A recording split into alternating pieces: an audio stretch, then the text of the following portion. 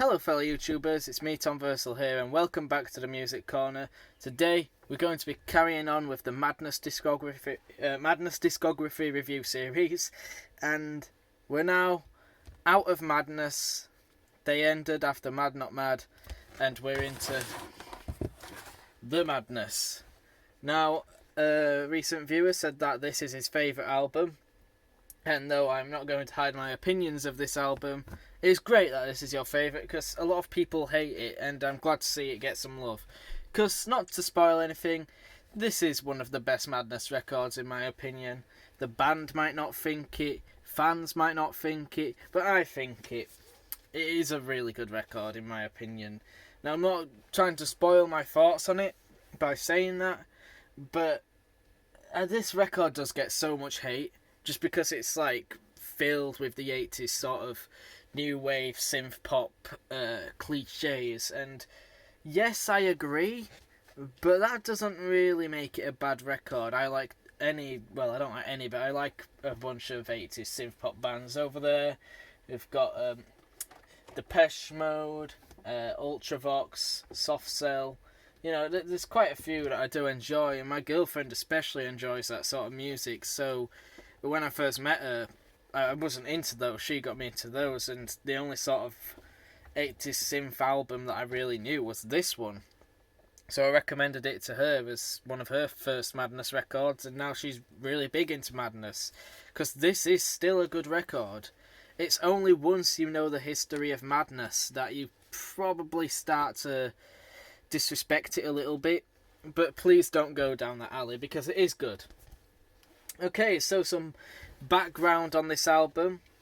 Basically, after Mad Not Mad and Keep Moving were such tense albums for a band, they wanted to be seen in more serious light, and they just weren't really getting that. The musical landscape was changing to be a bit more synthy and catchy, dancey music, whilst Madness was still making serious and deep ska music and some pop stuff in there too. Mad Not Mad was filled with 80s cheese. I mentioned it a lot in my review. You could take a shot every time I say cheese in that review. But once they disbanded, some of the members, 4 of them, Chrissy Boy, Suggs, Kix, Lee Thompson, and Chas Smash, all went on to form a new band called The Madness. Though I like this album, I do think the name is a bit of a cop-out because it doesn't feel like another band. Madness and The Madness is, and The Madness is such a weird name because of most people would just call it Madness, and this is classed as, to most people, the 7th Madness album because of the name. It's just a self-titled record, really.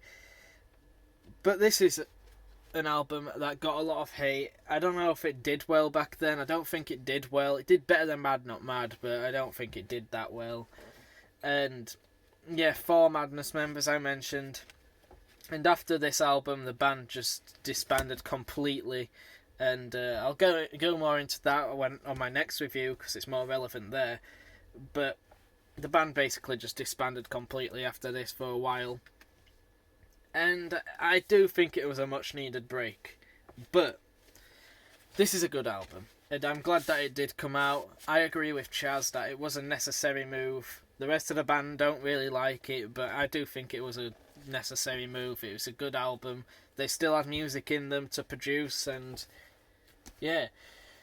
The cover art of this album, I don't think I've really been going over the cover arts lately, but it is a really good cover art in my opinion. It's just really nice to look at. It's meant to be a face, The Madness, and on this side it says The Madness, but it's flipped. Since the camera's flipped for me, I can read this but can't read this, but in real life I can read this and can't read this. You get it. But they actually gave every track its own cover art, relating to the song. So that's how you can tell some of these songs don't really have happy lyrics or meanings, because some of the album, the photos they gave for the songs look a bit creepy or sad. And I have the CD here, just a sec. Alright, I have the CD here, which is what I heard first. this actually has more songs. It has 4 bonus tracks, which were basically B-sides, and I will go over those as well at the end of this I Pronounce You CD single. And some of these songs were being worked on when the band were called Madness, because I have the House of Fun CD single, and there's a demo of Gabriel's Horn on here. Sorry about that, my brother just came in, but yeah, they actually did have demos of some of the Madness songs on these as B-sides. I don't know if it's on the actual single, but on the CD single it is Gabriel's Horn. I don't really remember it much, but I did make a disc 2 to this, because I like the Digipack collection, and I put it on there. I also have some live bootlegs from the Mad Not Mad tour, and they play some songs like Burning the Boats, Time, and B, which are tracks for live, but they also played some songs off here. They play Be Good Boy and I don't really remember, but they 4BF, that's it, which is a great live song. So this is still a Madness record. It's not all new music. They did use some Madness songs that just hadn't been recorded in the studio yet, which is great. Anyway, without further ado, let's just get into it. It's been long enough. This has been a long intro. Let's just get into it. 10-track album, 5 songs aside, but I will go over the bonus tracks at the end briefly. Alright, the album opens up with Nailed Down the Days. Alright, so this is an interesting opener because it really sets the tone for the album, which is something Madness have been quite good at so far. They always put a song that at the start of the album that shows what the album's like. You know, with One Step Beyond, they had One Step Beyond, which is a good nutty ska song with Absolutely. It's Baggy Trousers, I believe. Which is a bit more serious, a bit faster and more sing-songy, but still classic Nutty Madness. And I think 7 opens up with Cardiac Arrest, which is when it gets a bit darker. They were trying to go a bit darker, but still maintaining some nuttiness. Rise and Fall has Rise and Fall, which is just fully dark. It's a pretty eerie song. Keep Moving has Keep Moving, which is them going in more new wave. Mad Not Mad has I'll Compete, which is a really cheesy 80s song.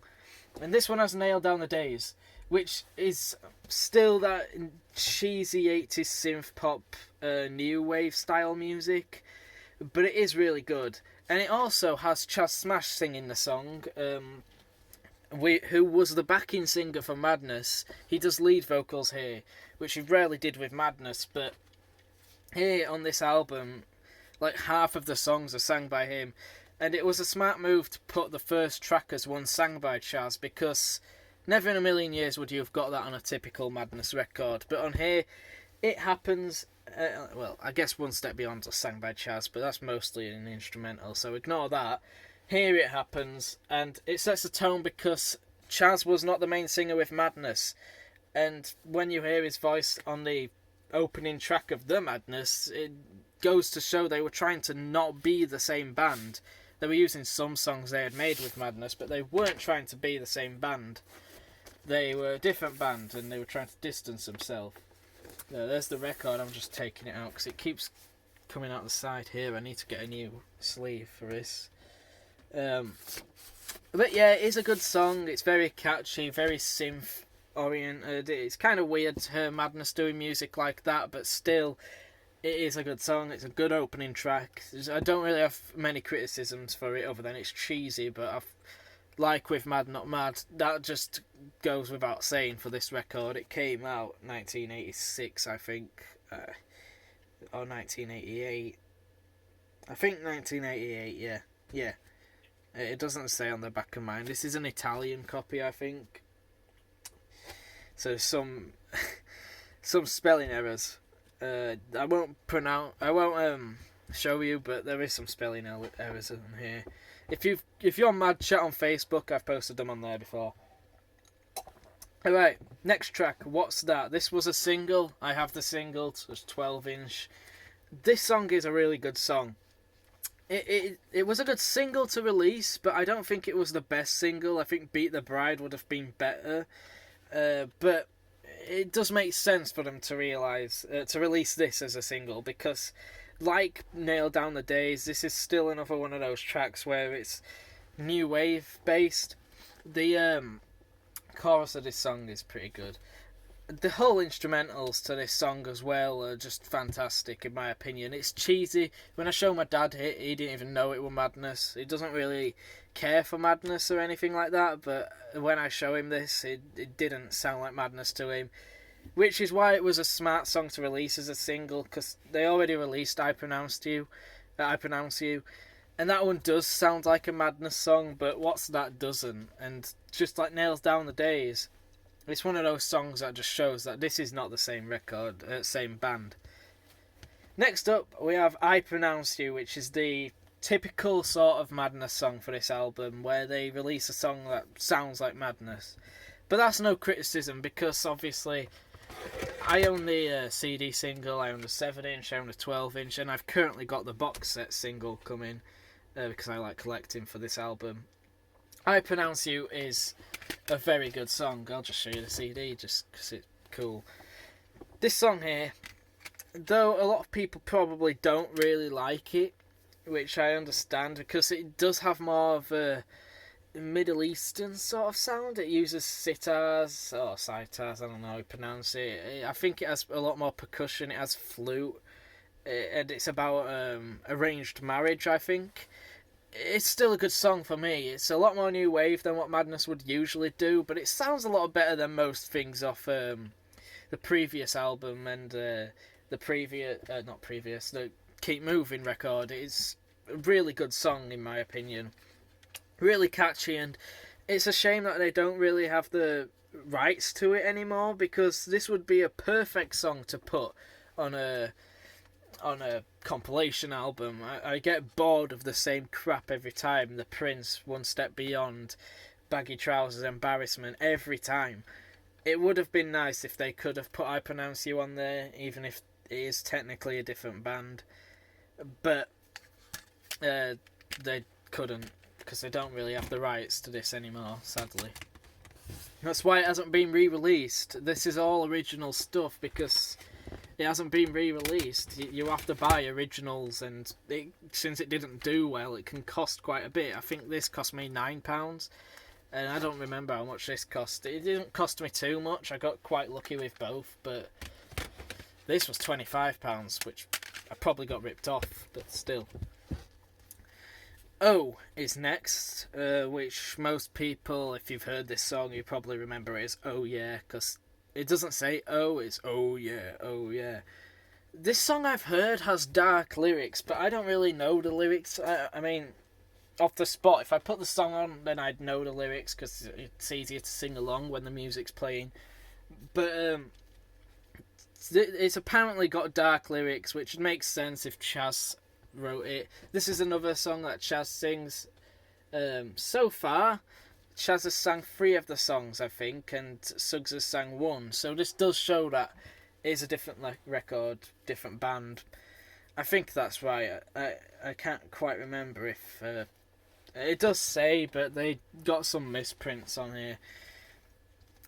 Always a good song. It's a bit darker sounding than the other songs, so that does make sense if the lyrics are dark, but it's one that's a good dance track in my opinion. Not like Think Brothers, where it's very dancey. This is just a good song that's catchy, and the saxophones in it as well that Lee does are really good in it. And I think it's this song that has that really cool percussion solo thingy. I don't know what it is, but there's like a I think it's this song, and when that part comes on, it's really hype. It's really frantic and amazing. It's one of the better songs on the album, in my opinion. Next up, we get In Wonder.